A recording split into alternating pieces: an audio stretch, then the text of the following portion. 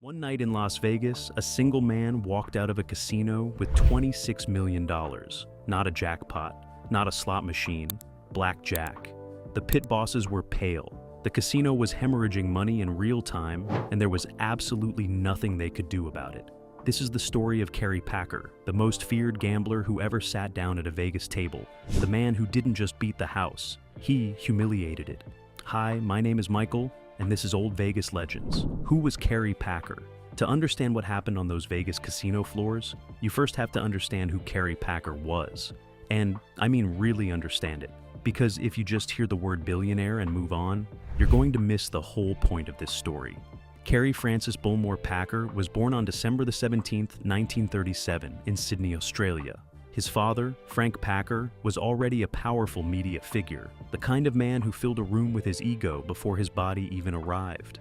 Frank built the Consolidated Press Holdings empire from scratch and ran it with an iron fist. Kerry grew up in that shadow, which sounds like a privilege until you hear how Frank actually treated his sons. Frank Packer was not a warm man. He was openly dismissive of Kerry for most of his life, reportedly telling people that his other son, Clyde, was the one with the brains. Kerry stuttered as a child. He struggled academically. His father apparently made sure he knew it. That kind of upbringing does one of two things to a person. It either breaks them completely, or it forges something so hard and so competitive inside them that the rest of the world spends decades trying to keep up. Kerry Packer was very much the second kind. When Frank died in 1974, Kerry inherited the family business, and then, quietly and methodically, he turned it into something his father could never have imagined. He acquired the Nine Network, transforming it into Australia's dominant television force. He launched Australian Consolidated Press into a publishing juggernaut. He secured the rights to World Series cricket in 1977 in a move so audacious and so controversial that the entire cricket establishment called it a betrayal of the sport. Kerry called it good business. He was right. By the 1980s and 90s, Kerry Packer was worth somewhere between $5 and $7 billion, making him the richest man in Australia. Not one of the richest. Full stop. Now, here's the part that matters for our story. Kerry Packer did not treat money the way most billionaires do. He didn't hoard it nervously. He didn't manage it cautiously from behind a desk while wearing a sensible cardigan. Money to Kerry Packer was a tool, a weapon, and occasionally a toy. He spent it with the same aggression he brought to every other area of his life. And nowhere was that aggression more visible, more theatrical, and more genuinely terrifying to the people on the other side of the table than in a casino. The man before the tables. Let me give you a sense of who you were actually dealing with when Kerry Packer walked into your establishment. There is a story, well documented and absolutely perfect, about Packer sitting in a London restaurant when a loud, obnoxious Texan at the next table started making a scene, bragging about his money, his oil fields, his properties, really going for it with the full performance. Eventually, the Texan turned to Packer and said, "You know what, pal? I'm worth $100 million. How about you?" Kerry Packer looked at him, didn't blink, didn't smile. "I'll toss you for it." That is the man we are talking about. And I want you to sit with that for a second, because that response tells you everything. He wasn't showing off. He wasn't trying to impress anyone. He was completely serious. One coin flip, $100 million? Sure, why not? What else are you doing? Packer was 6'2", broad, heavy, with a voice that sounded like gravel being poured slowly down a very long flight of stairs. He did not do small talk. He did not do subtle. He did not do anything by half measures. He once told a business rival in front of a room full of witnesses that he would destroy his company just to watch him suffer. People who were in that room say he wasn't angry when he said it. He was calm, which was somehow much worse. In 1990, he had a cardiac arrest so severe that he was clinically dead for several minutes before doctors brought him back. A lesser man might have taken that as a message from the universe. Slow down, reflect, maybe take up gardening. Kerry Packer's response was to live harder, spend bigger, and gamble more aggressively than before. If death couldn't stop him, a losing streak certainly wasn't going to. He flew his own helicopters. He owned polo ponies and was serious about them. He played golf to a scratch handicap and competed against genuinely elite players. He was fiercely, almost irrationally loyal to the people he trusted. and completely without mercy toward anyone he didn't. His staff adored him. His enemies feared him. There wasn't much middle ground. And then there was the gambling. But understand, this wasn't a hobby. This wasn't what Kerry Packer did to relax on weekends. He loved gambling the way certain men love warfare. The strategy, the aggression, the locked-in focus, the complete and total irrelevance of consequences. That last part is the key. Because the thing about genuinely having $7 billion is that losing $1 million doesn't register the way it registers for you or me. Losing $1 million to Kerry Packer felt roughly the way losing $1 feels to the rest of us. Annoying, maybe. Forgettable by morning. Certainly not worth changing your behavior over. That psychological freedom made him structurally, mathematically, almost unfairly dangerous to any casino on Earth. Most casinos knew this. Most casinos competed furiously to let him in, anyway. How Vegas treated whales in the 90s. Before we get to the main event, we need to talk about what Las Vegas was in the 1990s, because the context matters enormously. This was the Steve Wynn era. The Mirage had opened in November of 1989 and changed everything, as we've talked about on this channel before. Treasure Island opened in '93. The Bellagio was coming in '98. The Strip was transforming itself in real time from a collection of aging mob relics into something that genuinely competed with the greatest hospitality destinations on Earth. And in that environment, the competition for ultra-high net worth gamblers, the whales, was absolutely ferocious. These were the players who didn't have betting limits because the casino couldn't afford to impose them. The players who got suites that weren't advertised anywhere, on floors that weren't listed in any brochure. The players who received private jet transfers, chef-prepared meals, courtside seats at any sporting event they wanted, and the complete undivided attention of casino hosts, whose only job was to keep these people happy. The math was simple, and the math was brutal. One serious whale, playing at the right limits over the right number of hours, could generate more revenue for a casino than 10,000 regular tourists combined. So you took care of them. You anticipated their needs. You made them feel, genuinely and convincingly, like the most important person on Earth. And the Nevada Gaming Control Board had specific rules about how casinos could extend credit to these players. Markers, essentially casino IOUs, could be issued to verified high net worth individuals. The amounts could be staggering, hundreds of thousands of dollars, sometimes millions. The whole ecosystem was designed around one thing: getting the biggest players in the world to choose your casino floor over the one across the street. Kerry Packer was the ultimate prize. Every major property on the Strip wanted him, and when he came to town, they rolled out everything they had: the penthouse, the private gaming room, the personal host available 24 hours, the chef on standby at 3 in the morning, everything. What they perhaps didn't fully account for was what happened when Kerry Packer decided the cards were running his way. The MGM Grand incident here is where the story gets almost impossible to believe, except it's documented. It was reported at the time. Industry insiders talked about it for years afterward. The numbers are real. It was the mid-1990s. The MGM Grand had opened in December of 1993 and was at that point the largest hotel in the world with over 5,000 rooms. It was everything Vegas aspired to be in that era. Enormous, spectacular, impossible to ignore. Kerry Packer arrived in Las Vegas and made his way to the MGM Grand. He sat down at the blackjack tables. Now, understand what this means in practical terms. When Kerry Packer played blackjack, he didn't play one hand at a time. He played multiple hands simultaneously. He played at limits that most casinos wouldn't even post on a sign, because posting them would be an admission that the number was real. He was betting, depending on which account you read, somewhere between $100,000 and $300,000 per hand. Per hand. At multiple spots on the table, simultaneously. The pit bosses knew immediately that something unusual was happening. You develop a sense for it in that job, the feeling when a session is going the wrong direction in a big way, the chips flowing one way instead of the other, the stack in front of the player growing instead of shrinking. Packer was winning, not a little. Not on a lucky streak that would correct itself in an hour, winning in the sustained structural way that casino executives have nightmares about. The session went on, hours passed, shift changes came and went, and Kerry Packer kept winning. By the time it was over, depending on which account you trust, he had walked away from the MGM Grand with somewhere between $20 and $26 million. Some reports say the higher number. I'm going to go with 26 million because frankly that's the number that has been most consistently associated with this story. And also because it makes the story better.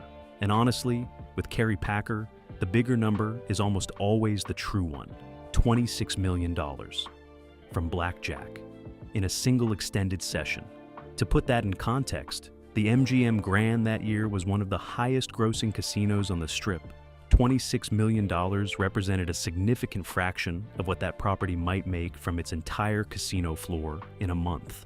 Gone to one man, sitting at a table, drinking whatever he was drinking, playing however many hands he was playing, completely unbothered. There is an account, and I love this detail, that at some point during the session, a casino executive came down to the floor personally to assess the situation. The way the story goes, he watched for a while, turned to the pit boss, and asked quietly whether there was anything they could do. The pit boss, to his credit, told the truth. No, not really. This is Kerry Packer, and he is beating us, and there is nothing to be done about it. That is the correct answer.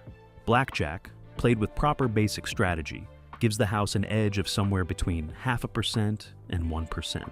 With card counting, that edge can flip to the player. Whether Packer was counting cards is a matter of debate. He certainly had the intelligence for it. What is less debatable is that he understood the game at a level most recreational gamblers never approach. He had the bankroll to survive variance that would destroy anyone else. And on this particular occasion, the cards were running spectacularly in his direction. The house couldn't lower the limits on a player of Packer's stature. They couldn't ask him to leave without creating a scandal that would echo through the industry for years. They couldn't shuffle up constantly without being embarrassingly obvious about it.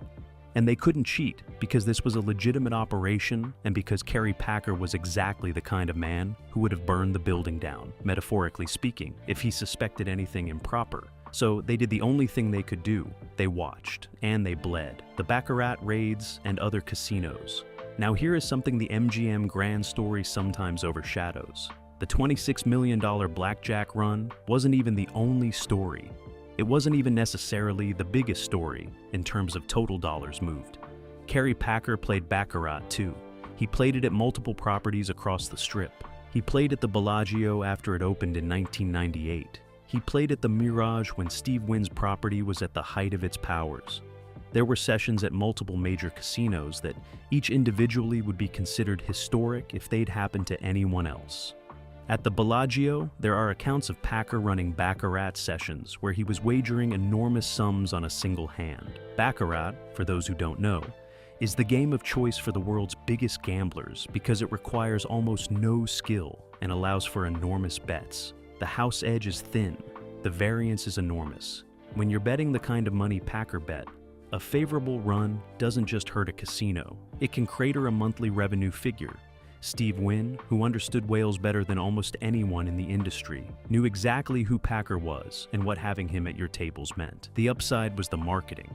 Kerry Packer plays at your casino. That fact, circulated quietly through the right circles, is worth millions in prestige that no advertising budget can replicate.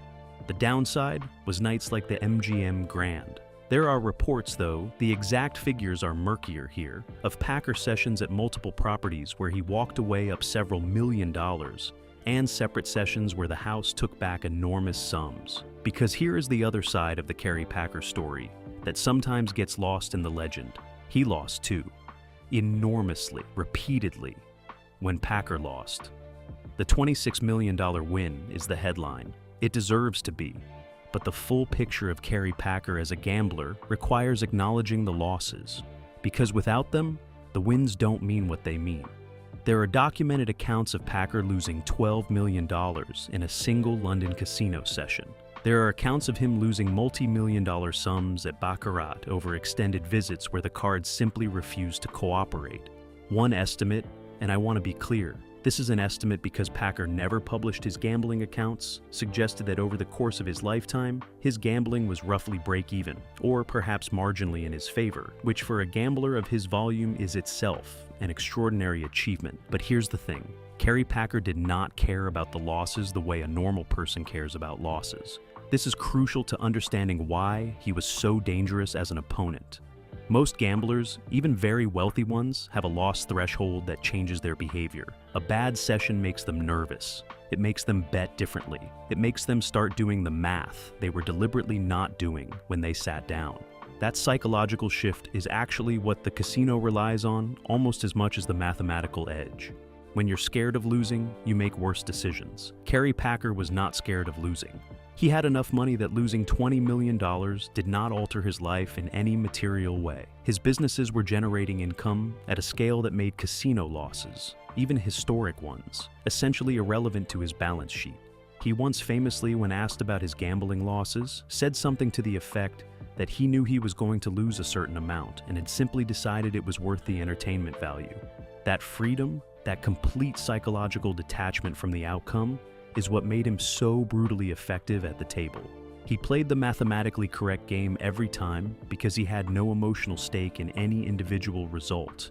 And combined with the bankroll to outlast almost any negative variance, he was as close to an optimal blackjack player as the game has ever seen at those stakes. The casinos knew this. And they took his action anyway, because the alternative, turning away Kerry Packer, was unthinkable. What Packer did with his winnings. Now, we need to talk about the part of this story that made Kerry Packer something more than just a very rich man who beat a casino. Because there is a human dimension to the Packer legend that genuinely matters. The tips. Kerry Packer was, by all accounts from casino workers who interacted with him, one of the most generous tippers in the history of Las Vegas. And I'm not talking about leaving an extra 20 on the table because you had a good session. I'm talking about a different category of generosity entirely. There is a story about Packer at a Vegas casino where he was having a good night and called over the cocktail waitresses who had been serving him. He asked them, "Are any of you trying to buy a house?" Apparently several of them said yes. According to the account, he handed each of them enough money to cover a down payment. Some versions of the story say $100,000 each. Some versions say the number was different. What every version agrees on is that it was enough money to genuinely change the trajectory of those people's lives. On a Tuesday night in a casino, there are documented cases of Packer tipping dealers tens of thousands of dollars after a winning session, not per table, per dealer. Individual human beings who had been doing their job, following the rules, dealing the cards honestly, and found themselves holding more money than they might make in a year, because Kerry Packer decided they deserved it. This matters for the Vegas story in a specific way, because we talk a lot on this channel about what Vegas has become, about the squeezing and the resort fees and the tightening slots and the dealers being replaced by machines. What Packer represented in his treatment of the workers on those casino floors was a philosophy that Vegas has largely abandoned. The idea that when you're doing well, you share it. That the person bringing you a drink at 3 in the morning deserves to be treated like a human being rather than a cost center. Holly Lang and the servers we've talked about in other videos, the ones whose tip income has been cut in half, the ones walking home with $124 after a full shift, they would have loved Kerry Packer. What Vegas learned and then forgot. Here is where the story gets genuinely painful if you love what Vegas was supposed to be. The casinos that experienced the Kerry Packer treatment learned certain things. They learned that you needed deeper pockets to handle whale-level variance. They learned that the credit systems and the comp structures needed to be sophisticated enough to attract and retain players of that caliber. They learned that the physical environment mattered because Packer and players like him would only go where they felt the surroundings matched their expectations. All of those lessons were correct. And for a period, through the late 1990s and into the 2000s, Vegas applied them brilliantly. The Bellagio's high-limit rooms, the private gaming salons at the Wynn, the infrastructure built specifically to service the world's wealthiest gamblers. It was impressive, it was effective, it generated enormous revenue, but somewhere along the way, the lesson got corrupted. The lesson the casinos took from the whale era was, eventually, forget everyone else. Chase the whales exclusively.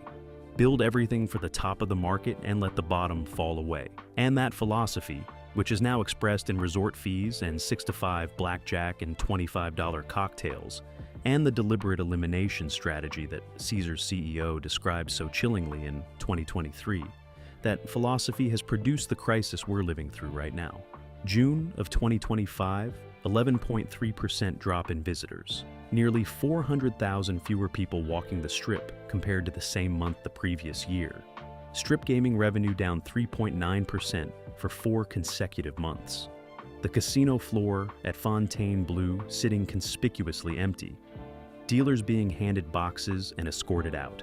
Here is the devastating irony of all of it. The whale strategy, the one Vegas doubled down on after the Packer era, requires a specific thing to work. It requires atmosphere. It requires the energy of a city that feels alive, that feels like the center of something.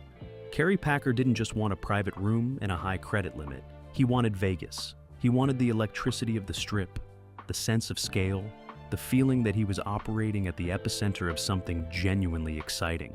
You cannot have that atmosphere with empty floors. You cannot manufacture that energy in a casino where the slot banks sit dark because the middle-class players who used to fill them have been priced out and driven away.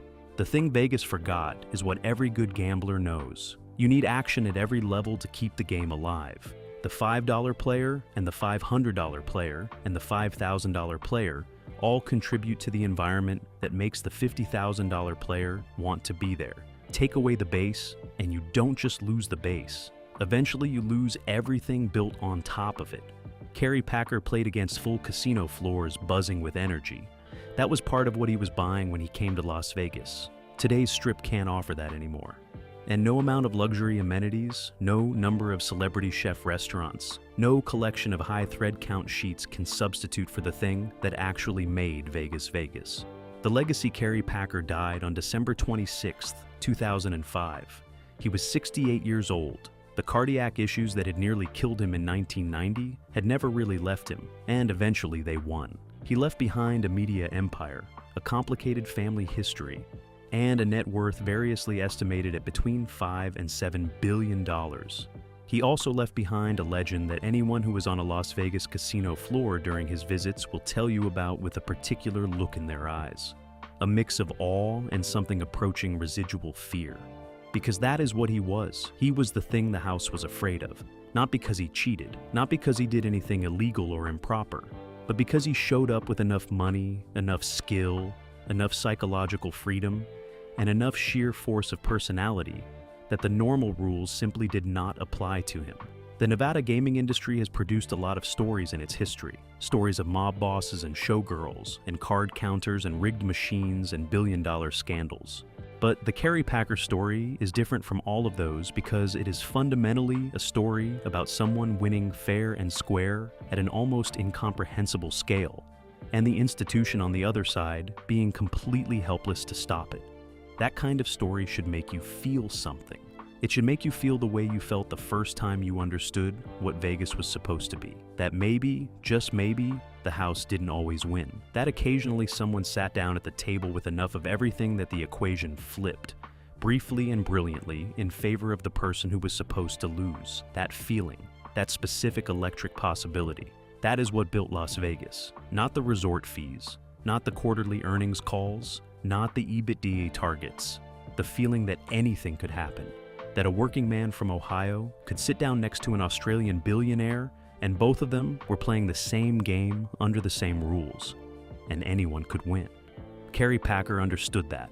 The corporations that run Vegas today have forgotten it almost completely.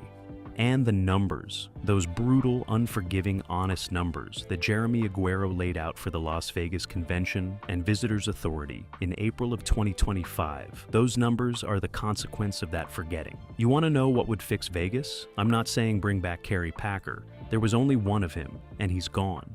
But bring back the philosophy that made his legend possible. The idea that the game should be fair, the limits should be accessible, the atmosphere should crackle with possibility for everyone in the building, not just the person in the private suite on the top floor. Bring back the 3-2 blackjack table. Bring back the $10 minimum. Bring back the dealer who knows your name because you've been coming to this property for 15 years and they remember. Bring back the comp that says, "We see you, we value you, and we want you to come back." That is what Kerry Packer's $26 million night actually represents, if you look at it correctly. It represents a casino ecosystem so confident in its own appeal, so genuinely committed to the game itself, that it was willing to take on the biggest action in the world and let the cards fall where they may. Today's Vegas isn't confident. Today's Vegas is desperate. And desperation, as every gambler knows, is the most dangerous state to be in when you sit down at the table. If this story hit you somewhere deep, if you remember a Vegas that felt like what we've been describing tonight, I want to hear from you. When did you first hear the Kerry Packer story? Do you have your own memory of a Vegas that was genuinely exciting, genuinely fair, genuinely worth the trip? Share it in the comments below, because that history deserves to be remembered. It deserves to be kept alive. And if you're new to this channel, my name is Michael, and this is Old Vegas Legends. We are here every week digging into the real stories behind the city that the corporations are slowly dismantling piece by piece. The stories of the giants who walked these floors. The stories of the workers who built their lives here. The stories of the regular players who kept the lights on for decades and are now being told, quietly and deliberately, that they are no longer welcome. Hit that subscribe button. Hit the like button if this video gave you something. And I will see you in the next one, because somebody needs to remember what this city was. That somebody is us.